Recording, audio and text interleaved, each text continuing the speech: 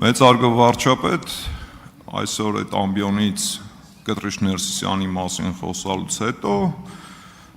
մեր ընդդիմադիր գործընկերները, իդեպ բախներս բերել է, այս պայն էստեղ չեն, հանգիստ կարող ենք հնչեցնել Կտրիչ Ներսիսյանի անունը, մինչև էդ էլ հանգիստ կարող առանց ակնկալելու փոքրիկ չարաճճիություններ թույլ տվեք նկատեմ։ Տեսեք, պարոն վարչապետ, Կտրիչ Ներսիսյանի մասին խոսելուց եւ մտքեր արտահայտելուց հետո մեր ընդդիմադիր գործընկերները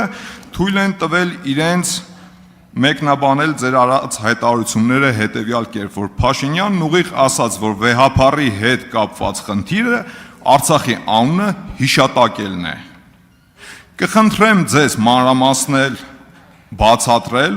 հուսալով, որ հետագայում նաև մեր ընդդիմադիր գործընկերները կլսեն եւ դասեր կքաղեն այդ ամեն ինչից, թե ինչ վտանգներ եւ վնասներ է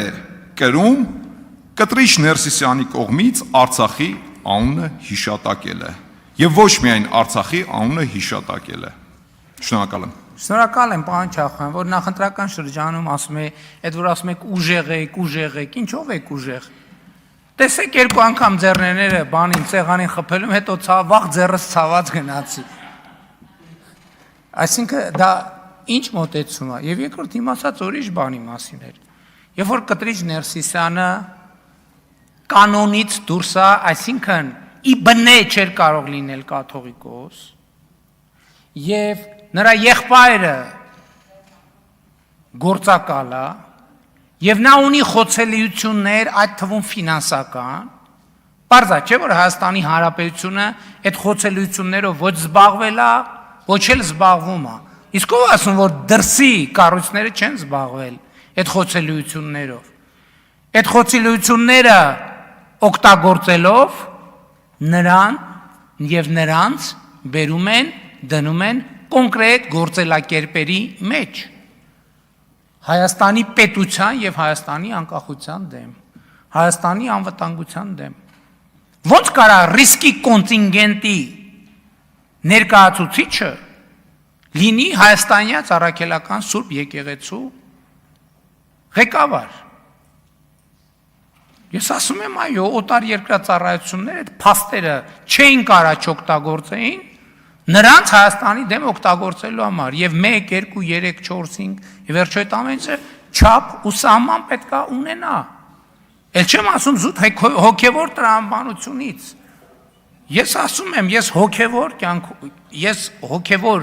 կյանք ունեցող մարդ եմ, ինձ համար վիրավորական է, որ կարող է կանոնից դուրս գտնվող մարդը իմ հոգեվոր առաջնորդն է, ես համաձայն չեմ դրա հետ։ Բացարձակապես համաձայն չեմ։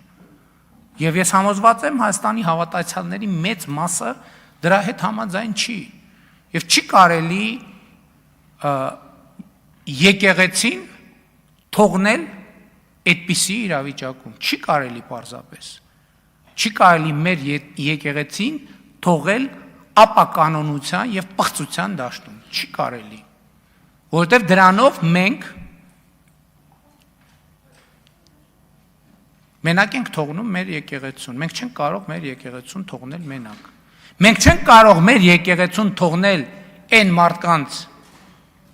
հույսին, ովքեր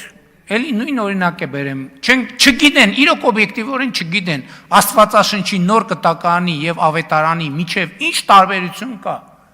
Չգիտեն են մարդիկ։ Որտեւ իրանց համար եկեղեցին քաղաքական գործիք է, որ իրենք կարան օգտագործեն։ Եկեղեցին Հայաստանում դադարել է լինել հոգևոր ինստիտուտ այն ղեկավարողների համար։ Այն դարձել է ներքին եւ արտաքին ազդեցությունների գործիք։ Սա չի կարելի հանդուրժել։ Արձագանք։ Մեծարգո վարչապետ, ամբողջովին կիսում եմ ձեր տեսակետը, ասեմ ավելին, այն գործիքակազմը, որ այսօր տնօրինվում է Կտրիչ Ներսիսյանի եւ նրա այսպես Պարոն Մանուկյան, եւս մեկ անգամ տեղից արձագանքեք, ձեզ դուրս եմ հրավիրելու դահլիճից։ Հերիք եղավ, բոլ եղավ, չեմ կարող գոռամ, բանա, փորս ցավում է։ Մի ջղայնացեք։ Շարունակեք, պարոն Չախոյան։ Այն գործիքակազմը, որ որը տնօրինում է կտրիչ Ներսիսյանը եւ նրա այսպես կոչված ճակերտավոր սրբազանները, թույլ տվեք նկատել, որ այդ թվում նաեւ ատելության քարոզ է սերմանում մարդկանց սրտերում եւ հոգիներում։ Շատ վառ օրինակ կարող եմ բերել, օրինակ Սուրբ Աննա եկեղեցում են երիտասարդի սանձարձակ պահվածքը իրականում Կտրիչ Ներսիսյանի ճակերտավոր ասած սրբազաններից մեկի են սառեցված Վազգեն Գալստանյանի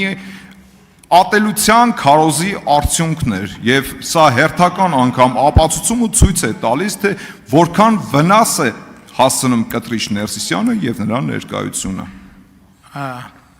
Պարոն Չախոյան, ես վատ նորություն ունեմ բոլորիս համար, որովհետեւ այն զեկույցը, որի մասին ես խոսում եմ, այդ զեկույցի մի մասը արդեն պատրաստ է եւ այնտեղ մեզ թվում է թե մենք ամեն ինչ գիտենք։ Ընդ որում ես խնդիրը դրել եմ որ այդտեղ զեկույցի մեջ ներառվեն կամ ապացուցելի կամ հանրայնորեն հրապարակելի հրապարակված փաստեր։ Մեզ թվում է թե մենք գիտենք ամեն ինչ, բայց ես օրինակ այդ զեկույցը կարդալիս սարսափեցի, որովհետև նրբություններ կան, փաստեր կան, որ այս վերջին 25 տարվա ընթացքում եղել են, մենք կամ ուշադրություն չենք դարձրել այդ փաստերին, կամ բան ենք արել, կամ մոռացել ենք։ Օրինակ հակականոնական է, որ եպիսկոպոսը իր ընտանիքի անդամին եպիսկոպոս ձեռնադրի։ Եվ կանոնների մեջ հստակ ասում է, ով որ իր ընտանիքի անդամին եպիսկոպոս ձեռնադրի, պետք է կարգալույծը լինի, պետք է հեռացվի եկեղեցում։ Կտրիչ Ներսիսյանի ազգուտակը դասարանցիները, բանակի ընկերները, սա ով կա չկա, բոլորի եպիսկոպոս են կամ արքեպիսկոպոս են։ Աննա Գրիգորյան։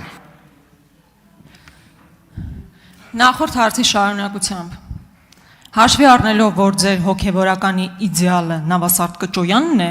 ես ուրիշ որևէ անդրադարձ այս պահին